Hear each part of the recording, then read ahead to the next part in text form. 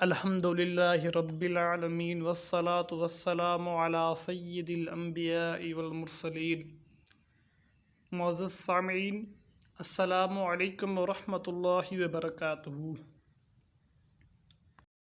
آج میں آپ کے سامنے قرآن پاک اور حدیث قدسی کے جو درمیان میں فرق ہے وہ فرق بیان کروں گا۔ آپ یہ مکمل ویڈیو دیکھیں، انشاءاللہ تعالی آپ کے علم میں اضافہ ہوگا۔ حدیث قدسی میں الفاظ حضور اکرم صلی اللہ علیہ وسلم کے ہیں، معنی اور نسبت اللہ پاک کے طرف سے ہے۔ حدیث قدسی میں الفاظ نبی کریم صلی اللہ علیہ وسلم کے ہیں، معنی اور نسبت اللہ تعالیٰ کے طرف سے ہے، لیکن قرآن مجید میں الفاظ بھی اللہ تعالیٰ کے ہیں، معنی اور نسبت بھی اللہ تبارک و تعالیٰ جل جلالہ کے طرف سے ہے۔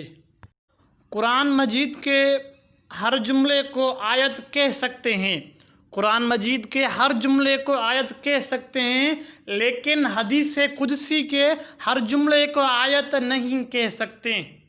قرآن مجید مطلوع ہے، حدیث قدسی غیر مطلوع ہے۔ مطلوع کا مطلب یہ ہے کہ اس کی تلاوت کی جائے، یعنی قرآن مجید کی نماز میں تلاوت کی جاتی ہے، لیکن حدیث قدسی کی نماز میں تلاوت نہیں کی جا سکتی۔